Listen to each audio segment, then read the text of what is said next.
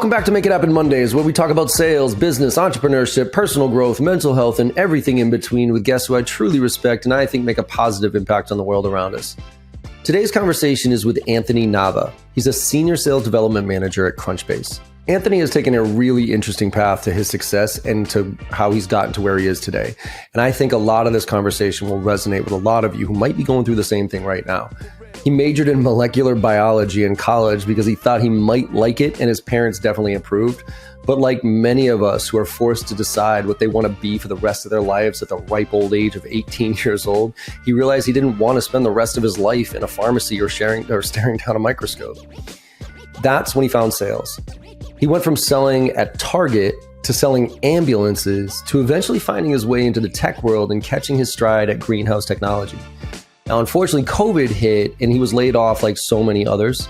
But instead of jumping right back into the labor market and taking a job just because he had to, Anthony decided to take a step back and reevaluate what was really important to him. And from there, he found a job at Crunchbase and continues to thrive. Throughout this conversation, Anthony shares his thought process at the different inflection points that he's had in his life that I think will really help a lot of people who, like I said, might be going through the same issues and challenges that he faced right now. I hope you enjoy this conversation as much as I did. Let's make it happen.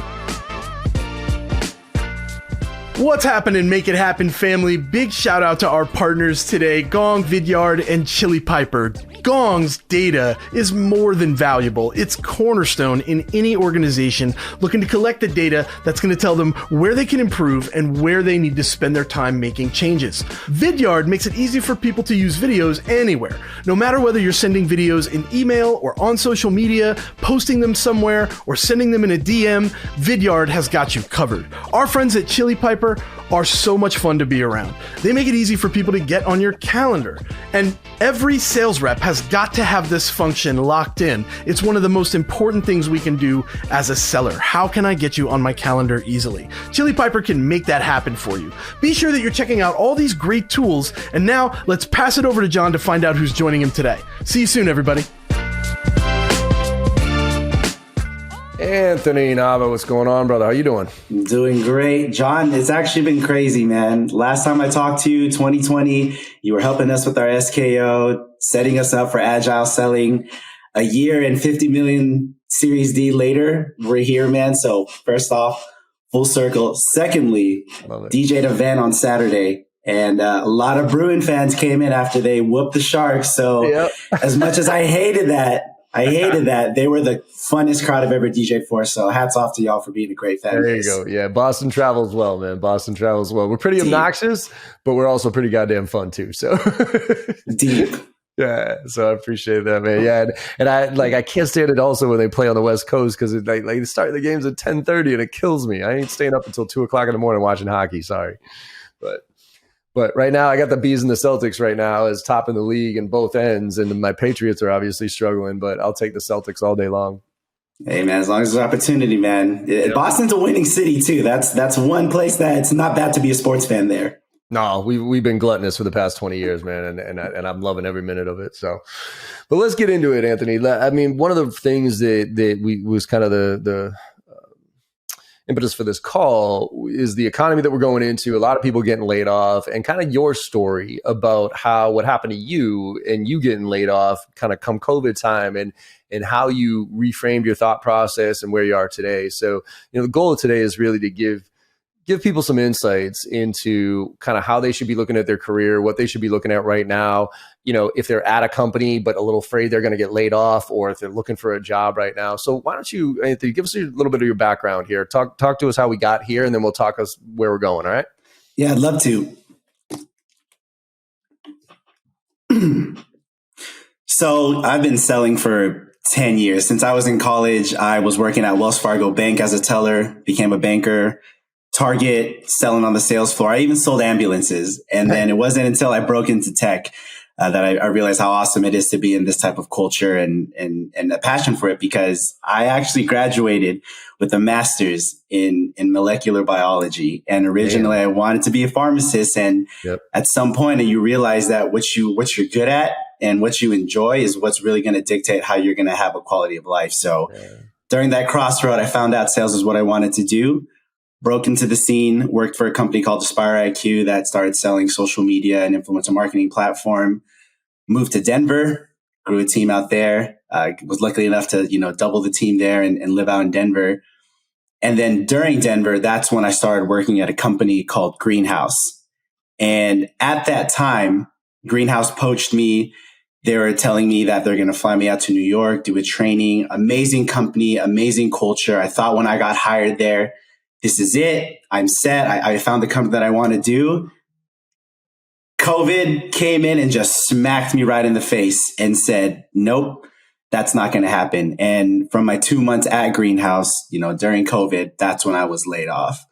And it's the first time I'd been laid off. I mean, I know a lot of people had during that time.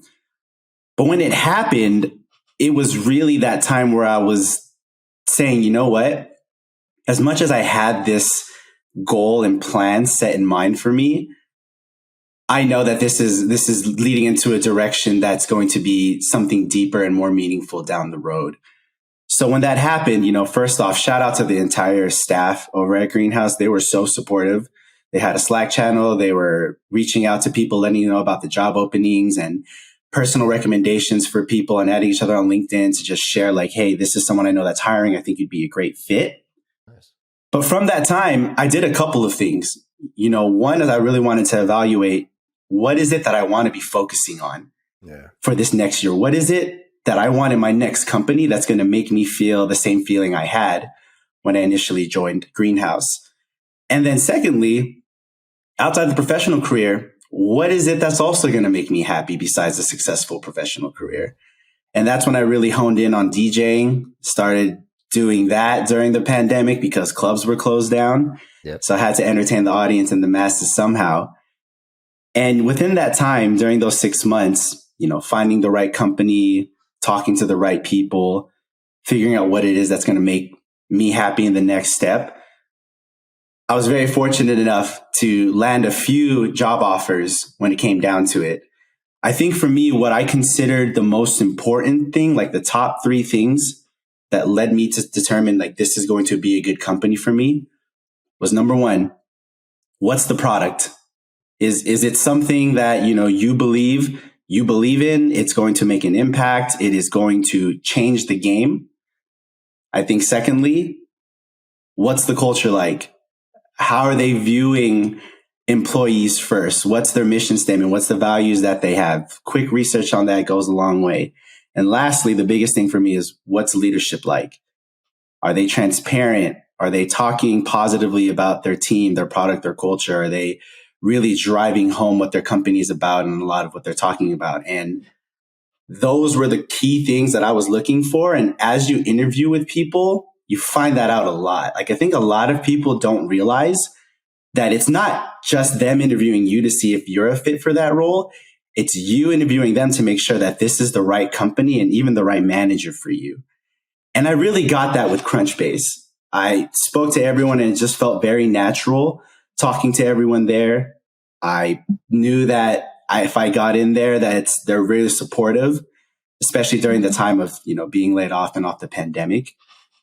And of course, I knew that being someone that's used the tool before, I knew how valuable it was. So it was pretty easy for me to make that decision. But, fast forward now, I've been here for over 2.5 years, became a senior manager, helped almost triple the team.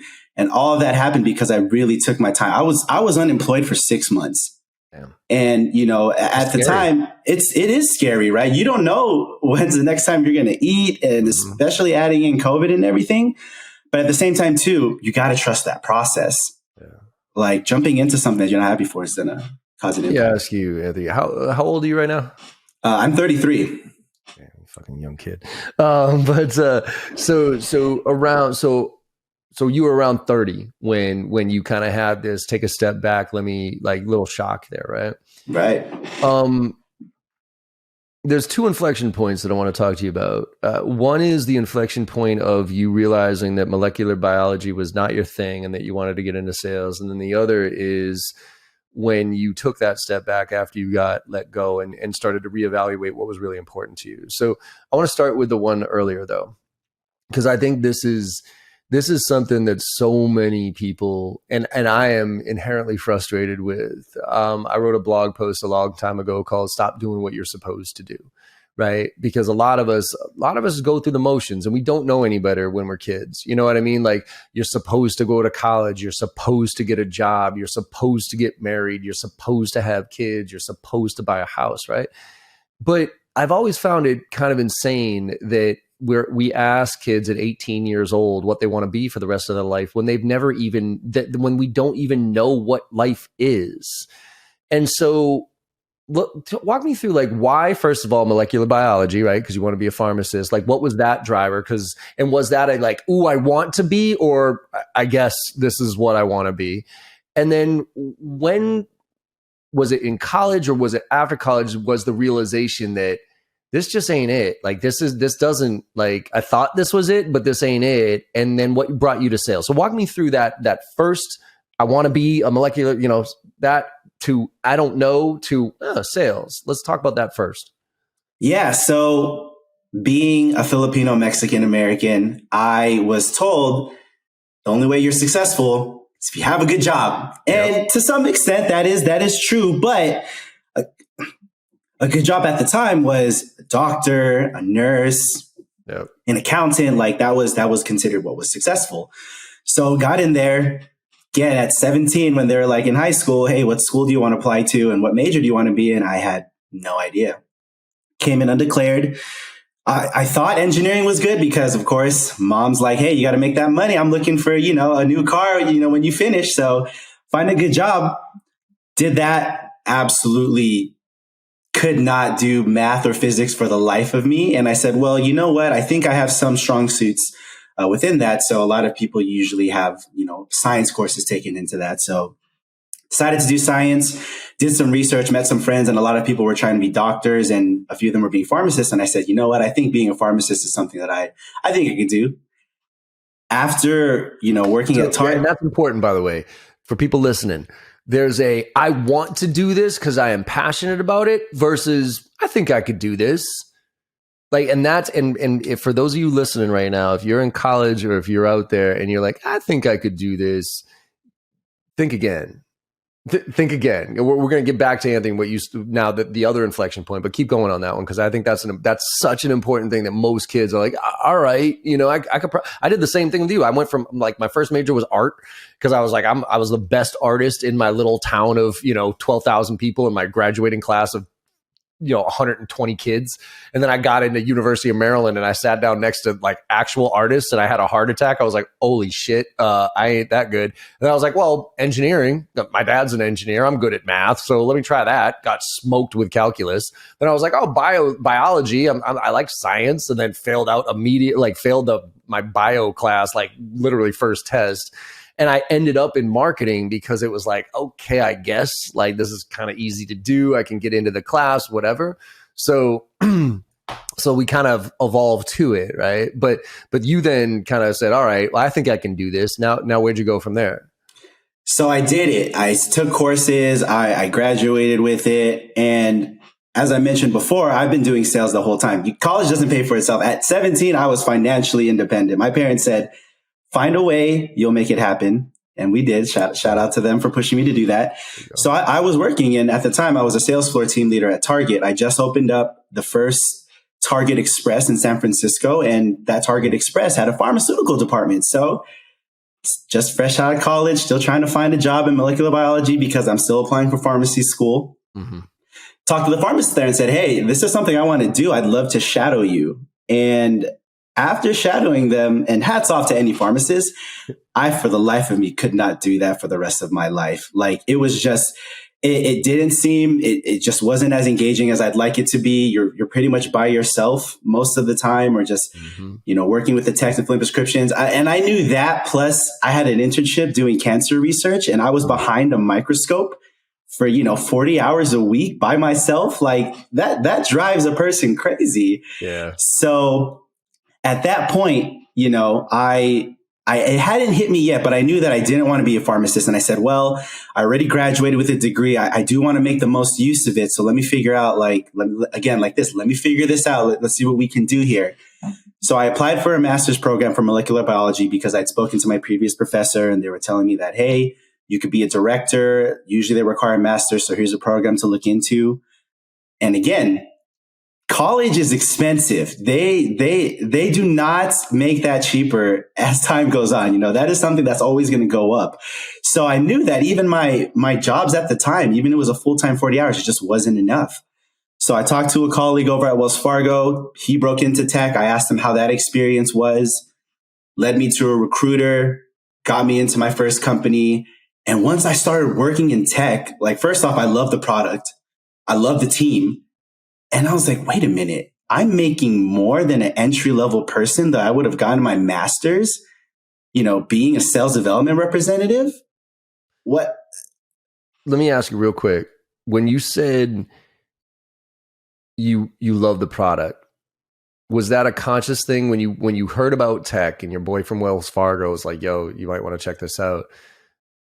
How did, because I want to compare that to how you chose where you are today with Crunchbase, right? So were you consciously looking at companies that you could, you know, that you like their product and that type of thing? Or were you just looking for jobs? So at that time, because the recruiter gave me, you know, a lot of companies to look into, It was really choosing the company that I felt like I resonated with. And at that time, my DJ career just got started. Social media was really a big thing, especially trying to get your brand name out there. So the company that I was looking at was actually an influencer marketing platform. And that's when I was like, easy connecting the dots here. DJ that loves being on social media, company that does it, that focuses on influencer marketing, it's a no-brainer. But here's actually a good thing that you're mentioning about that. When it came down to deciding, there was a lot of companies that gave me an offer. And at that point, I even had to ask myself, some of these companies are offering me $25K more to sell a data analytics platform. And at the time, I had to ask myself, is this something I want to do for a really handsome reward and a paycheck? Or is this something where I really will enjoy learning about this product, selling it, and really be behind it? And, you know, talking to a few people, a lot of people are like, hey, man, take the money. You're in a master's program. This is potentially life-changing for you being, you know, a college graduate making, you know, 80 to 90K. Like, do it. And something between them, I'm like, but am I going to be happy selling data and analytics? No knock on people that do that, but that's not what I'm, you know, my fortes in and what I enjoy. So I took that, you know, the risk, I guess you can call it, went with that company. But, you know, looking at it in hindsight, they took care of me. I was able to come in there, do the work, be passionate about not only the product, but the people at that company. I became an entry-level inbound SDR and became a SDR manager in 9 months working for that company where I initially took that lower pay. What was different? That's a fast rise to management in SDRs, especially in today's world right now. What were you doing different than all the other reps? Because, and the reason I ask this is because I think a lot of the reason I love sales is because it is truly one of the only professions where the harder you work, the more you get paid, right? And the faster you go, at least theoretically. But there's a lot of reps that just go through the motions, right? They get their commission, you know, they kind of do the bare minimum, they show up and they, you know, they treat it as a job because maybe they don't believe in what it is. So what were you doing different in those 9 months compared to the other inbound SDRs that were hired around the same time as you that got you to rise as fast as you did? Yeah, I think going back to our initial conversation of like, what's a big focus for me this year, and that's just being intentional.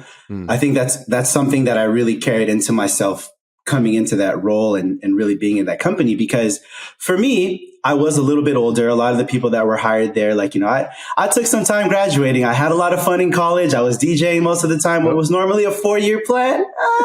Some people would have probably got a doctor's degree at that time, but I did it. And that's all that matters. So I was a little bit older than people, you know, my mindset was a little bit different. And I think coming into that, again, the beauty of sales is that I knew I had goals for myself at that time. I was like, I want to be financially successful and be able to do these things. I want to be able to be, you know, make my parents very proud about the role that I'm doing. So anytime I came into work, it wasn't just, oh, hey, got to do these calls, get this money and bounce. It's like, I got to be successful. I got to be the best person I could be. And I think with that, along with having a lot of empathy and passion for people. I was an orientation leader in college, so I've always enjoyed seeing people become successful.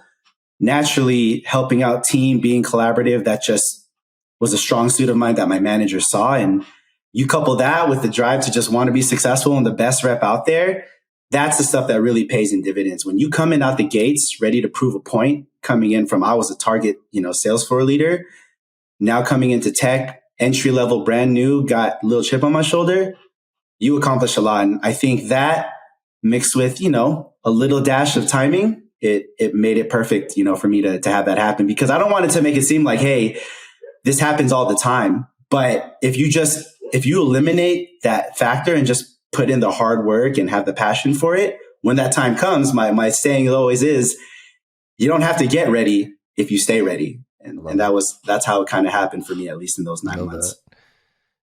I'm going to ask. All right. So you rose up, you get another job, you get COVID hits, you have 6 months of what the fuck, right? Like, I just got laid off, never been laid off before in my life. Did you immediately go into job hunting, or did you take a step back? And actually, I'm sorry. I'm going to pause on that question because I forgot to ask this one. Were your parents immigrants? So they were not actually. They were actually first born, but did not go to college. Okay. Yeah. Because I'm curious. Do you think you talk a little bit about that chip on your shoulder? Does that come from the immigrant background, or do you think that is something inherent in you as a person in general? Because I always try to figure out where drive comes from, and I'm curious where you think your drive, your passion comes from. I'd say it's a mixture of both, and let me explain that first part, right? Mm-hmm. So, granted, my parents weren't immigrants. I mean, they came here, they were born here, lived a life here. Didn't go to college though, and got careers there. Yep. But talking about impacts, my mom was actually laid off from her company. I want to say back in I think during the housing market crash in 2007. And what I watched with that, with a mixture of resilience, but also a little bit of struggle too, was she started a food truck. And at that time, that's a very scary thing to do, start a business, a risky business too, because at the time food trucks that wasn't a solidified thing yet that we all know and love now. Yeah. Now it's hot, right? Yeah, now it's hot. Back then it wasn't though. So that's something that I witnessed. I helped her every day. I watched her prep. She worked these long hours. She came from a 9 to 5 where she was making a very consistent money. I was a very blessed child. She gave me everything that I needed, that I wanted, without hesitation to ask. And going from that to a food truck when things got tight, you really feel that. And granted that I was maybe 19 years old, that I felt that probably even more. And watching her have to do that, I was motivated by the fact that she really made something happen from that. And from that point, I'm like, I can't fail her. She hasn't done that for me yet. I got to keep this going and make myself just as hardworking and successful as she was. So I think that's definitely the big piece about it. She may have not been an immigrant, but she was struggling at that time and found a way to make that happen. And then intrinsically, I think that's what keeps me going as a person. I've learned from, people around me, especially my own mother, that you can't sit here and expect the world to feel sorry for you when stuff gets bad. You got to go out there. You got to find a way to get yourself fed, and you just got to make it happen. And I carry that with me literally every day. And I think that's a huge reason where I'm at, especially during a lot of these trying times. I love that, man. Yeah. Cause I've always tried to explore the nature nurture factor, right? Of where people get their drive, because for me, I was extremely fortunate, white male, born to 2 loving parents who stayed together for 55 years with a sister who was 9 years older than me. I mean, basically white picket fence type of shit. I mean, we weren't rich, but we were, middle class, right?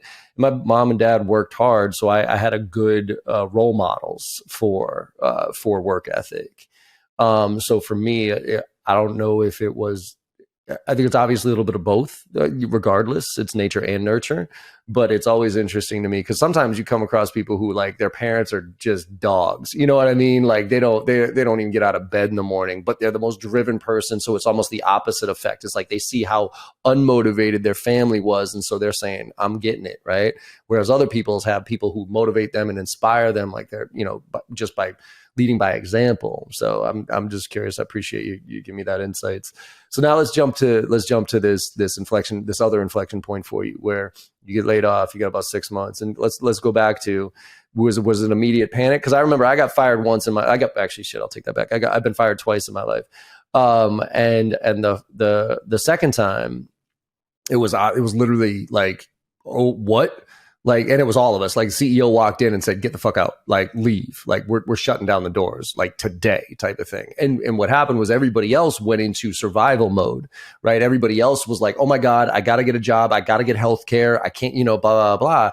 And I, for whatever reason, had a different lens on it as an opportunity. Because I was like, ooh, this guy just walked away from what was a $3 million business. Like there's money to be made there. So I ended up negotiating a deal with him and taking over the company that he had basically left on the side of the road to die. So there was, I've always said that there's a lens that I have. If there is anything I've been blessed with, I have an opportunistic lens, and I'll look at something. And without too many data points or without too much analysis, I'll usually be able to make a pretty good decision and go, and I don't overanalyze it. So from your perspective, when you got fired, A, were you expecting it? B, what was your immediate reaction to it? And then C, what took 6 months? So it's for anyone that's gone through this, I can definitely relate, because at that time, it was already going around that like a lot of major companies are doing major layoffs. It's a pandemic. Like, it's no surprise that something's not right here. And unfortunately, people are going to be impacted by it. And I just remember sitting on Slack. They had announced that they called us in this morning, had a whole team meeting and said, "Hey, we're going to be, unfortunately doing layoffs."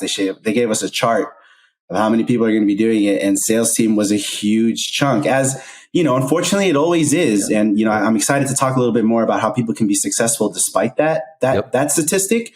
But with that, I knew it. I was like, with that number glaring in my face, there's a very slim chance that I'm going to be here, but there's hope, right? There's hope.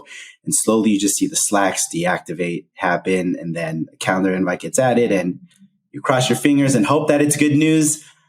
And then they start with the unfortunately, and that's when this is where it's going. So initially when it happened, I was speechless. I've been fired before. I've never been let go in terms of a layoff. So I didn't know how to respond. I sat there. I think the first thing I did was just text my peers and colleagues and just say, "Hey, how are you all doing? How's your mental space? Like, what's going on? Maybe we should, find a way to just connect with each other and chat." And just initially, like from that time, something just clicked in me that said, like, this sucks. And I know it sucks, but at the same time too, all is not lost. And at some point, this is going to be the redirection into something greater. You don't know what it is yet, but it will be. So why don't you just sit back, figure out what you're going to do. Don't jump into anything right away and just let life take its course. And during that 6 months, right, I think the first thing I initially said was like, what makes me happy?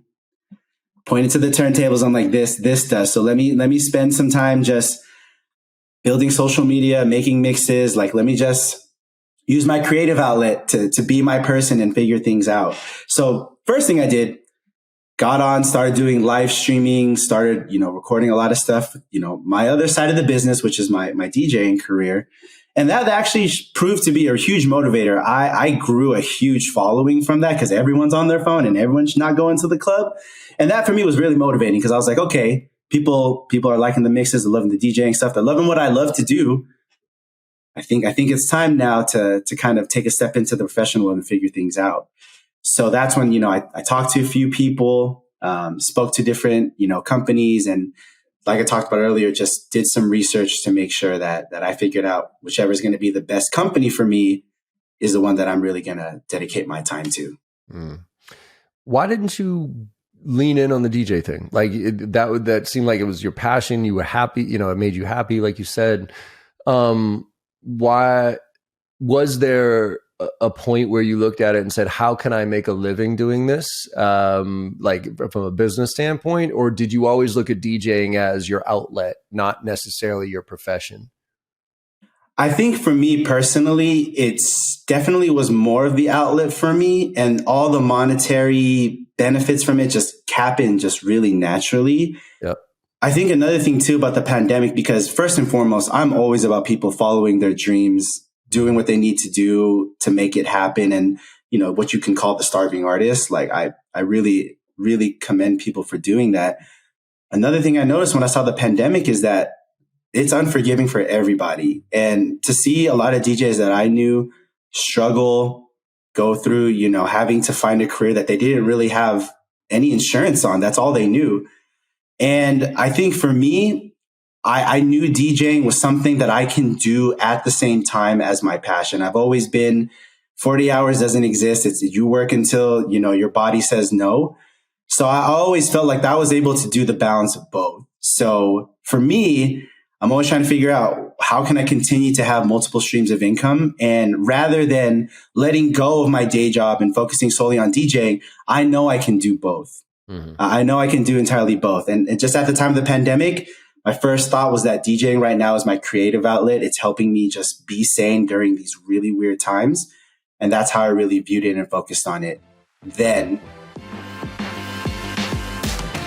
What's up, everybody? I know you're enjoying this conversation. John does a great job with genuine curiosity on these episodes, and our guests consistently bring the heat.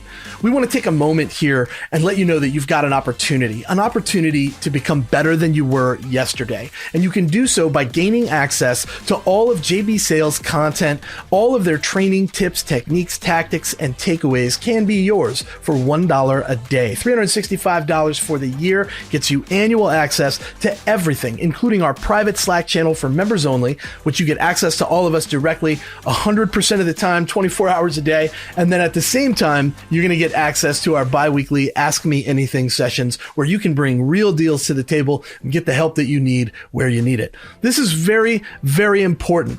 Sales reps that invest in themselves are often found at the tops of their leaderboards. Join us today and get the help you need to become the seller that you deserve to be. That URL, one more time, is joinjbsales.com. Let's get back to the show with JB and our guest for this week.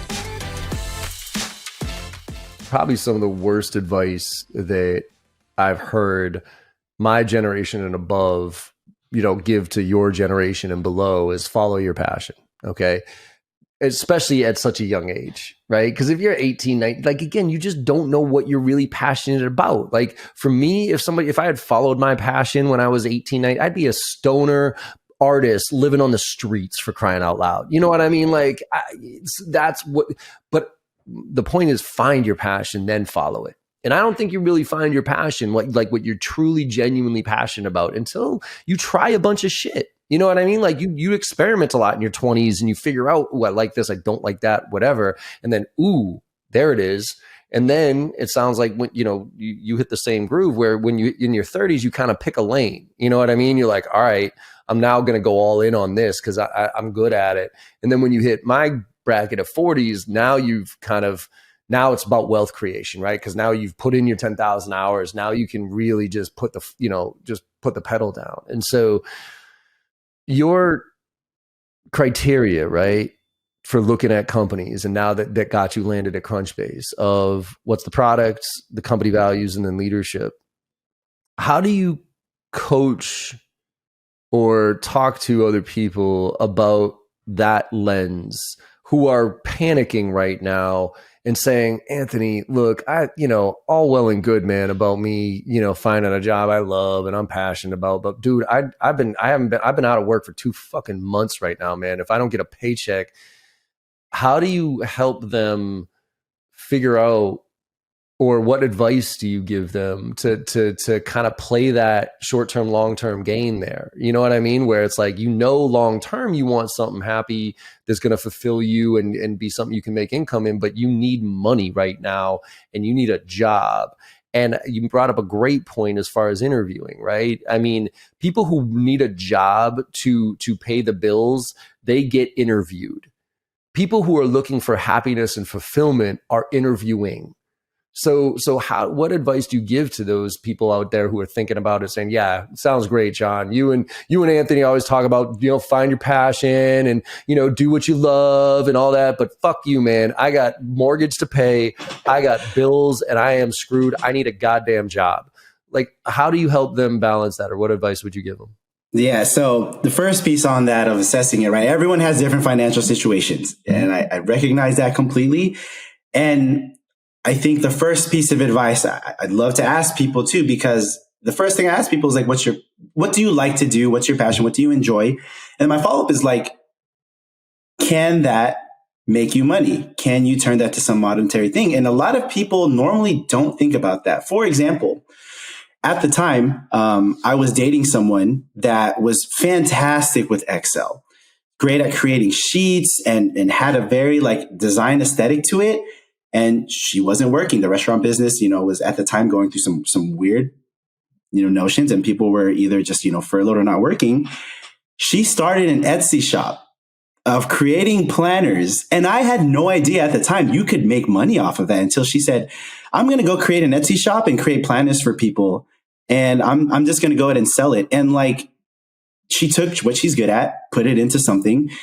A few things had to be thrown on the wall before it stuck, but, she kind of made that happen and, started being like, $20, $30 a month to like, I think at one point, $1,000. So the lesson there is that while you are trying to find this right company you're looking for, ask yourself, what can I do in the meantime to kind of couple the things that I enjoy doing, but also kind of keep that hustler, kind of grit mentality of like, closed mouths don't get fed. So I got to make sure that I'm doing something to kind of stay afloat. So that's one piece of advice I can offer people to think about. A lot of people always think like, I don't have talents.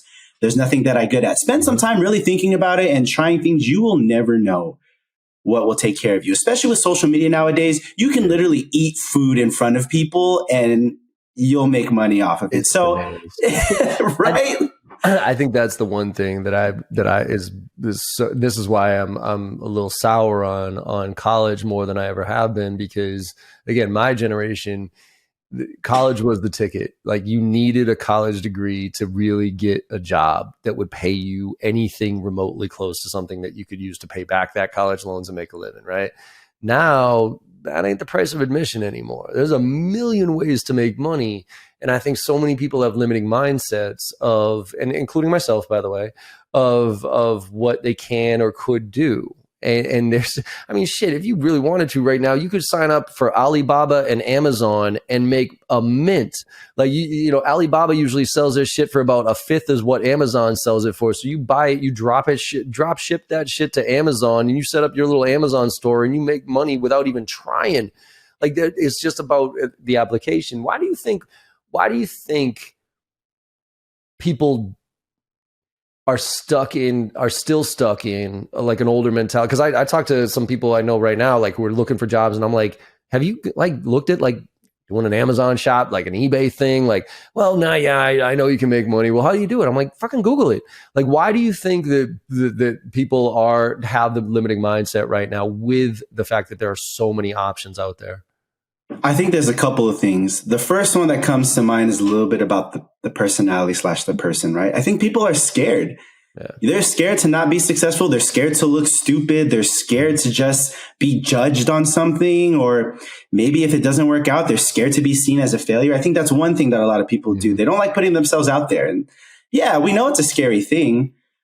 But at the same time, too, at this point with like what's going on, what do you really have to lose at this point? Like, it's probably some of the weirdest times that some people will ever experience in their lives. There's so much to gain. And I think that switch of mindset will hopefully help people start seeing that aspect of it. Well, I think actually you're right. I mean, the risk isn't staying where you are. The risk is not going where you want to be, because things are moving so fast right now. I mean, I'm sure you've seen Chat GPT and that shit that just launched a couple. I mean, dude, that is fundamentally going to change everything. Like, we're going to start to see technology excel at such a rapid pace right now. The fact that I can go to ChatGPT and say, hey, ChatGPT, write me some code for a software that I want to build. I want to create a CRM that includes LinkedIn and contact database and and integrates into this. Write me code that does that. And me as a dumbass who knows nothing about coding can just say that to ChatGPT and it'll write a software for me. Like, jobs, you think your job is safe right now? I'll give you 6 months until I promise your job is impacted by something like a Chat GPT. And that's just like the version that, version 3 that they're out there with. I'm hearing shit about like how Google and Facebook have stuff that is light years ahead of what Chat GPT is doing right now. And so I think the risk right now is actually standing still and thinking that you don't need to evolve because you're okay with where you are right now. It's going to be scary what happens for those people who feel comfortable right now.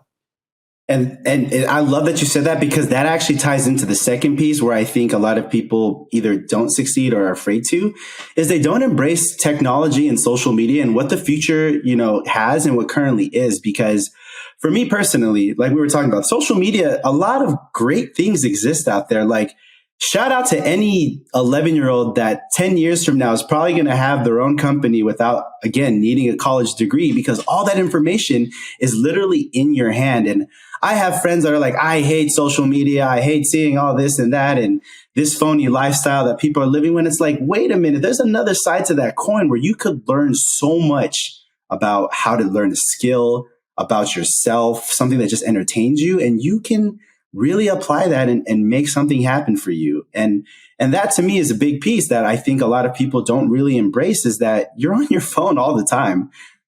Change the mindset a little bit and focus on like, hey, what can I learn today? What can I gather and what can I apply to help make myself get to where I want to be?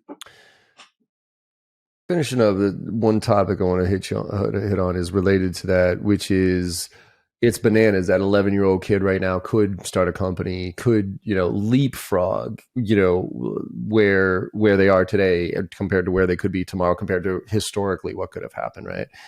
What are your thoughts though on the danger of skipping too many steps and missing on the fundamentals in some ways, right? Because one of the fears I have, and you're probably seeing it more than I do because you work directly with them, is you get these kids coming out of school right now, right? And they're going into a virtual environment. All right.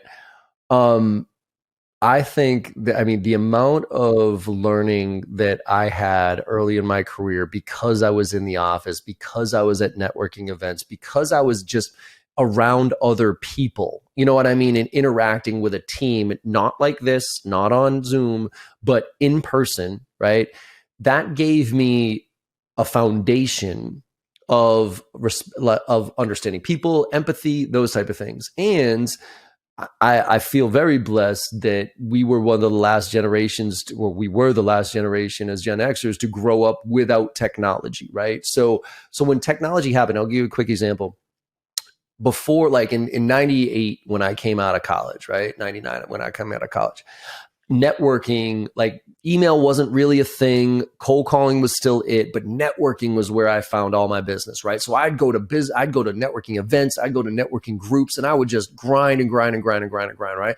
So then when LinkedIn popped, it made sense to me. You know what I mean? I was like, oh, here's a technology that I can apply my understanding of networking to and amplify my ability to network. So there was an appreciation because there was a foundation. I have a bit of a fear right now of this new generation coming into a remote workforce without the interaction with people and being in this Instagram social world where everything looks perfect and the grind is not celebrated as much on how to get there. So are you seeing similar things happening, or am I just being one of those old dudes? It's like, back in my day, you should have fucking made 50 dials a day and rah. Like, where are you on that one? Yeah, it's funny you say that. In the DJing world, they call it old heads, and old heads are always talking about like, it was way harder back then for me, and y'all get the luxury of doing technology now. And here's where my thoughts on everything is that I agree technology can take us to places we had never imagined before. But like you said about that journey, if it happens so fast that you don't really embrace the process, when it really comes down to it, when it comes to a lot of these, more difficult, challenging situations that really test you, you're not going to know what to do. An example of this, right? And I'll use two, both DJing and a professional one. A lot of these DJs, they get popular on Instagram. They just buy a controller. They don't use, the old head stuff. You're not using turntables and vinyl. They learn to DJ. They get really big, and everyone on social media loves them. And they're like, "Come to my club." When they get to the club, I don't know how to read the crowd. The music doesn't hit well. I don't know how to adjust to it. And they learn the hard way, right? And that's a little bit of just, not really taking the time to do your research, be intentional, figure things out rather than like, I'm taking this W and running with it. Same thing with SDRs and sales, right? You can come in and you could possibly be the best interviewer possible, or hear that being an SDR is this luxurious thing where you're going to become an AE and make a ton of money. And you come in with that, right? And, when you try to take shortcuts such as like, hey, I'm not going to cold call. I'm just going to send out a whole bunch of messages and hopefully land my meetings. What do you think happens when you become an AE and you handle an objection? It's not something where you're not going to be equipped to think on your toes, handle it live, and be successful. And a lot of these, my notion when it comes to promotions has always been, I don't care what your number that you hit and how long you have or the short time you've been here. Like, if you can crush your quota and you can show the competencies and understanding of being a strong salesperson, I'll do it. But if you've been putting autopilot messaging on for 24 months and overachieving quota, but I know when it comes down to talking to a prospect live and negotiating that's not going to happen, you're not going to be successful. The company's not be successful. No one wins. So I think, going back to your point, taking the time to just really embrace this process and be intentional, do your research. And a lot of that comes with passion that ties it all together. When you do that, you avoid the high rise and not knowing what to do versus, okay, I don't need to get ready. I'm ready right now because I took all this time to really learn and understand my craft. Yeah. And I think there's that threshold of of knowledge that a lot of the old guard is annoyed with right now. So I've always liked being a Gen Xer because I'm kind of the bridge between the old and the new, right? In a lot of ways. And it's funny, I see people out there being like, "Oh, I'm working on my craft." And they're a sales influencer who's working on their craft, but their craft is how to create a better post. The craft is how to look better on camera so you can, you know what I mean? It's not actually selling, because if you listen to what they're spewing, it's like, and you look at their background, for instance, you're like, wait a minute, you've been a sales rep for a hot minute here. You were a manager for fucking 6 months, and now you're a guru who's sitting there telling me what to do with my life. And when you say you're working on your craft, you're working on being an influencer. And I'm sorry, that's not a craft, right? You are an influencer because of your craft. You are not like a craft. Like I went to so I went to a Bruins game at Fenway. It was the Winter Classic, and it was the most pathetic thing I had ever heard. They were like, "Oh, we have our hockey influencers out here, so everybody," and they kept calling them influencers. Like, "Hey, hockey influencer." And you should have seen going back to Boston, like, and the crowd, like everybody in the crowd's like, "A fucking hockey influencer." Like these people lost all credibility with the real hockey players, right? But if you took that word influencer out of them and you actually watched how they were on the ice, like, these were baller hockey players. You know what I mean? Like but it's because they were influencers. So I think there's this perception that you can be an influencer. It's like every kid who wants to be a motivational speaker at 20 years old. It's like, what in the fuck have you done in your life that allows you to be a motivational speaker at 20 years old? You haven't even lived yet. You know what I mean? So that's kind of part of it. It's like I hope that there's not a misperception of what working on your craft really is. And I fear that there is. At 1,000%. And for anyone that's listening to this, especially too, because, going back to what we're talking about and just, trying to figure out what it is that you want to do and get ready. Like, there's so much that comes and benefits from again, just doing your research, being really intentional with what it is that your goal is and what you want to do, that comes in a magnitude of what's going to benefit you down the road. You know, if you know already that this is a company you want to work for, don't let anything stop you from getting to that point. I think some of the most successful candidates that I've been reached out to during this time not only reached out to me with a very, you know, thoughtful message. They're like, oh, by the way, I talked to one of your sales reps for a good 30 minutes. I have a great understanding of the culture and I know this is the company I want to be with. Talk to me. Let's set time. How can I get on your calendar? And intention. That's just the key word there. And when you make those strides to do that, dividends get paid from that. Love it, man. I think that's a good spot to end, even though I think we could keep going here. So, Anthony, look, I love the conversation here. What, any parting thoughts, and then tell people, you know, where they can learn more about what you're doing, and you know, obviously, if you got any job openings or anything like that, let people know where they can get in touch with you. Yeah, for sure. So, just a part of last minute advice. Some people are listening, but I'm just gonna look in the camera here. You're gonna be fine. Everything at this time may seem like it's not the best day in the world, but here's some tips that I think that you can do to really stand out to make sure you're successful reaching out to any hiring manager or any company you want to work for. Do your research on the culture and talk to a lot of people in that role that you're doing to learn a little bit more if this is a good fit for you or not. And also some tips on how you can prepare and be successful. Make sure that you're reaching out to the hiring manager with a very personalized message. Technology nowadays is getting smart. And I can tell when I get the same message from 20 different people in my inbox that this isn't creative. This is just you plugging me into a sequence. So stand out. Make sure you're sending personalized messaging. And most importantly, figure out the company you want to do and come into that interview ready to ask those tough questions. Make sure you ask, what's your thoughts on, you know, people? How have you worked with a company or a person that just didn't do well before? What's your thoughts on that? Interview them, and then hopefully, when you do find that company that you do find after doing all those steps, you'll be happy, you'll be healthy, and won't have to find yourself in this situation. Where a lot of people can find me, I am on LinkedIn, Anthony Nava, N-A-V as in Victor A. Not hiring right now, but I always believe in speaking with people and figuring out when that time does come. I would love to reach out to you. So any salespeople that are looking for a role or just want to speak and talk shop about what it's like to be successful or what to do during this time, I've read emails. I've given feedback on interviews. I'm happy to do that for anyone. And lastly, if you want to catch me on social, Anthony Midas, M-I-D-A-S on all socials. Love to see you all there and connect with you on that as well. Killer, is that your DJ handle too? That is the Midas touch, baby. I didn't even ask what kind of music, like EDM or what?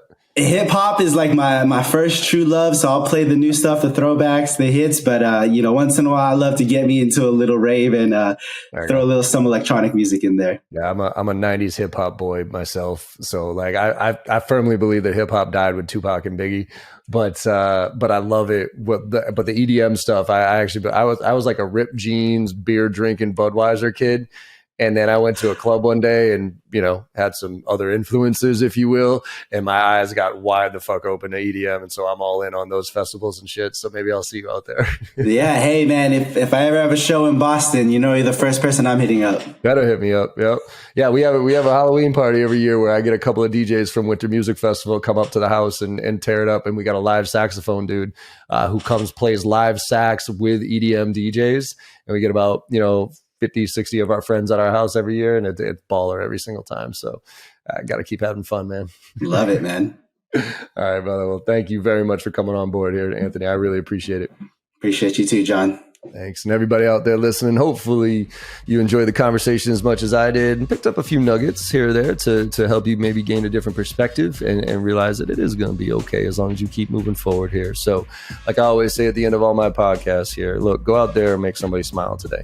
Because no matter how bad your day went or how bad you think it's going, you make somebody smile today, you know you had a good day. And the world needs a lot more of that right now. So thank you all very much, and I'll see you on the other side. Thank you so much for your time today and listening to the podcast. I hope you enjoyed the conversation as much as I did. With your support and our incredible guests, we're one of the top sales podcasts in the industry with over 1 million downloads, and I can't thank you enough. To keep the momentum going, if you could go to your favorite podcast platform and leave us a 5-star review, I would greatly appreciate it. In return, I will answer any question that you have on Instagram. Hit me up there at John M as in Michael Barrows with a video question or a DM, and I will get right back to you, I promise. And last but not least, if you're looking for training, I'm adjusting my training approach this year, and I'm actually going to be delivering training to the masses. I'll be delivering live training the first and second week of every single month with our 2 marquee courses, Filling the Funnel and Driving to Close, to anybody who wants to join. And it includes membership in our on-demand platform with weekly AMAs. So you can go to jbarrows.com/open to check out the details. Thanks again and have a great day.